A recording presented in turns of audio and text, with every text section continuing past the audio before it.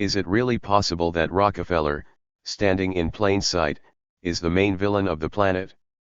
Let's figure it out. Several years ago it became known about the creation of a single international trust between the Rothschilds and Rockefellers. Many analysts were puzzled by this fact. After all, the entire 20th century passed under the sign of the struggle of these two families. The official version is this: two clans are uniting to survive the waves of the global economic crisis. But what really happened? The first strange thing about the new alliance is that the super families have combined sums of only $40 billion.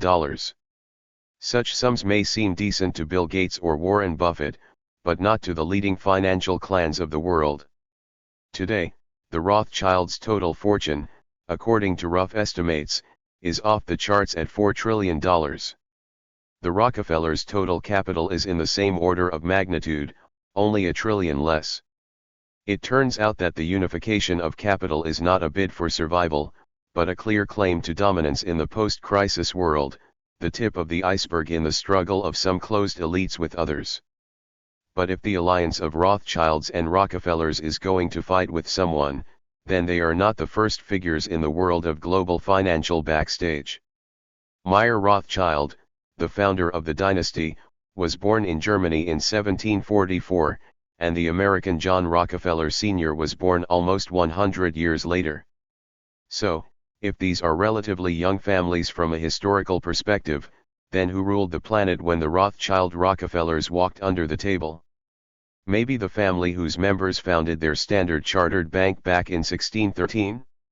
Real power is secret power and, as you know, big money loves silence, and therefore Baruchs always try to stay in the shadows. Unless, when life demanded it, Bernard Baruch broke the rule, becoming an economic advisor to as many as 7 U.S. presidents. Here is his short history. In 1881, the Baruch family moved to New York and the young man Bernard entered City College, after graduating from which he worked as a broker on the New York Stock Exchange, and in 1903 he founded his own brokerage company. Contrary to the then fashion for associations in trust companies, Bernard Baruch runs his fairly successful brokerage business supposedly alone, although, of course, the support of the oldest clan ensures takeoff, but for the public Bernard receives the nickname the Lone Wolf of Wall Street, and by the age of 33 he becomes a millionaire, while managing to increase his capital in the face of ongoing crises in the United States. Since 1912, Baruch has played the political card by financing Woodrow Wilson's presidential campaign. In gratitude for his support, Wilson inducts him into the Department of National Defense. During the First World War, Baruch becomes the head of the U.S. Military-Industrial Committee and spins the flywheel of arms buildup, which allows him to overcome a series of crises in the country's economy for some time. It was Baruch, as an advisor to the president, who persuaded Wilson to support the idea of creating the Federal Reserve System, and since 1913, the U.S. government has delegated the authority to produce dollar bills to a commercial structure, the Federal Reserve System. After the revolution in Russia, Baruch unexpectedly becomes a supporter of cooperation with the Soviet Union. Together with Hammer and Harriman, Lenin invites him to restore the national economy of the land of Soviets. One of the first factories built by the Americans in Russia in 1920 to 1930 were tractor factories in Volgograd, Kharkov, and Chelyabinsk. Of course, these factories had a dual purpose. In addition to tractors, they began to produce tanks, armored vehicles, and other weapons. The cars needed for the army were produced at two main factories, Gorky and them. Lukaykav, which was built with subsidies from Henry Ford in the 1930s. American companies also built two huge steel plants, in Magnitogorsk and Kuznetsk. Anticipating the development of the situation in the world, Baruch, together with the American and British bankers in solidarity with him, carried out a creative maneuver in the late 20s. He is seeking a reorientation of the American economy to serve the military-industrial complex through its artificial collapse and plunge into a crisis state. He demonstrates his actions to the rather promising British politician Winston Churchill, whom he invites to America under the pretext of giving lectures. On October 24, 1929, the day of the New York Stock Exchange crash, Baruch brought Churchill to Wall Street. While an excited crowd was raging outside the New York Stock Exchange, he shares with Churchill information that a year before the crash he stopped playing in the stock market, sold all his shares and bought U.S. government bonds instead, ensuring the preservation of his capital from depreciation. This made a huge impression on Churchill, and since then their friendship with Baruch has acquired not only a personal character, but also the features of a strategic partnership. It was Baruch and Churchill who became active organizers of the game to strengthen and then pit Germany and the USSR against each other. In the same 1933, the United States fully established diplomatic relations with the USSR, and Bernard Baruch and prominent American politicians met Soviet plenipotentiaries in America, Maxim Litvinov and Yevgeny Rozengolts, in order to develop a joint line of behavior. It should not be forgotten that after the revolution, Litvinov was the Bolshevik envoy in London and in December 1917 wrote a very interesting letter of recommendation to the British diplomat and intelligence officer Lockhart about Trotsky. I consider his stay in Russia useful from the point of view of our interests. By the way, about Litvinov. 1939, in the minds of many today's patriots who want immediate happiness for everyone at once, Joseph Vissarionovich Stalin was completely in power in the country.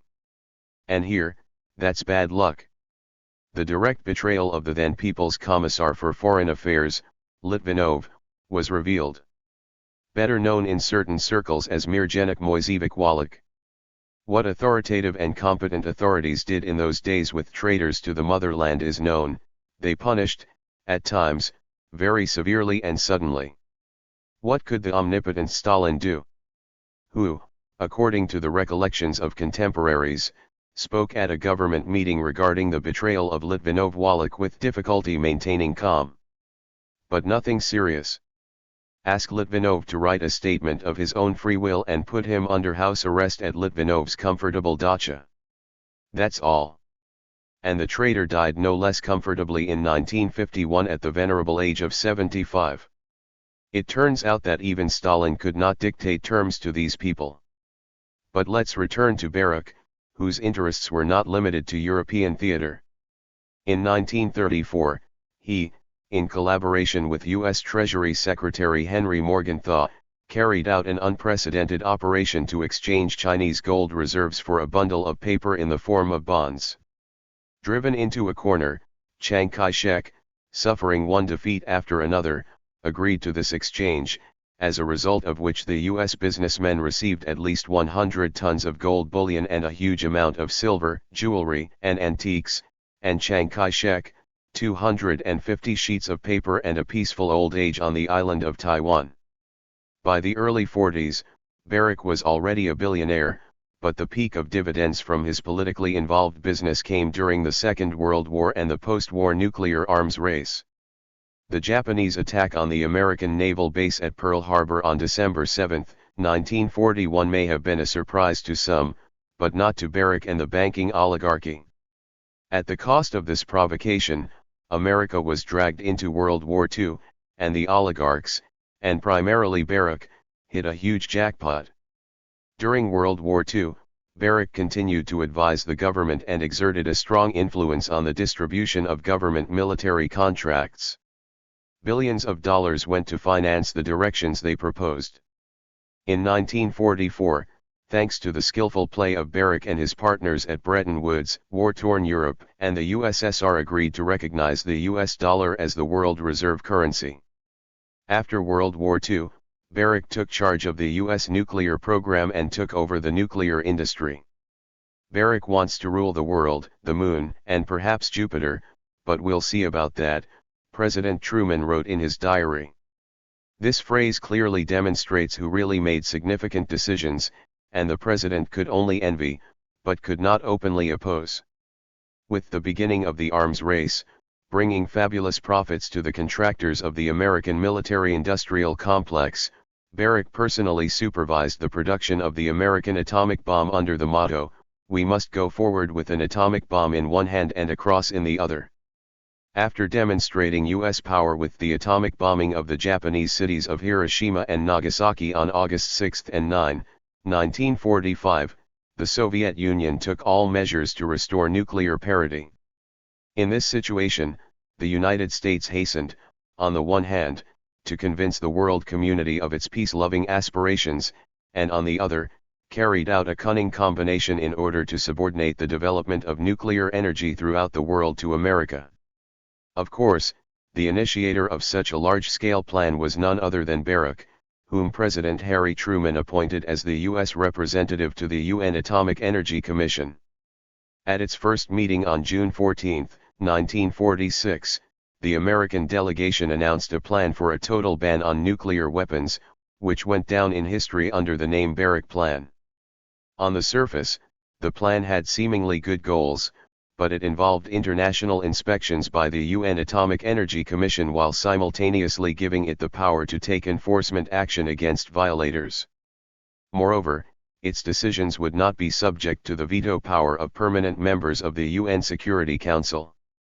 And here Baruch's plans encountered the distrust of Stalin, who understood that their implementation would slow down the USSR's movement towards creating its own nuclear potential, necessary to ensure its own security. The Soviet delegation at the UN conference took advantage of the fact that the American proposals were fundamentally at odds with the UN Charter and its structure, and vetoed it. How did it all end for Baruch? But nothing. Since 1949, a nuclear arms race began in the world, accompanied by the development of tactics and strategies of ideological sabotage, where Bernard Baruch felt like a fish in water. Until a very old age, he personally took care of business. By the end of his life, the assets of the companies and funds he controlled reached $1 trillion. Surprisingly, the arbiter of destinies did not hide from people.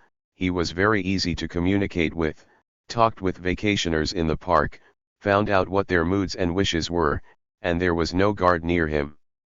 Baruch rested in 1965 in a simple cemetery on the outskirts of New York. There are no fences or pompous monuments on his grave. Just a modest small slab on the lawn. It is surprising that today nothing is known at all about the heirs of Bernard Baruch's trillion-dollar fortune, his grandchildren and great-grandchildren. Someone, with an almighty hand, deleted all the information. There are also no collective photographs from the funeral of Bernard Baruch, since they were probably attended by his successors who did not want to be exposed. It is unknown who now manages the colossal assets of the owner of $1 trillion fortune. So, Baruchov Bank, created 400 years ago, is now modestly nestled in the fourth 10 in world rankings. Because there is the Bank of Banks, which does not need any ratings, but there are all the others. And it is not at all by chance that in the world production of 9 to 11, the international department of the headquarters of Standard Chartered Bank was located in an additional, supposedly spontaneously collapsed building. In a matter of seconds, trillions of dollars worth of wires disappeared in the ruins and tens of tons of gold were written off. But there are also the families of Schiff, Leib, Kuhn. Do you know anything about these surnames? Maybe it's worth making a video where they will no longer be the directors of entire countries and peoples, but where these owners of money will become the main characters, actors revealing their inhuman essence. Give it a thumbs up if you're intrigued. And set up notifications so you don't miss the premiere. See you later.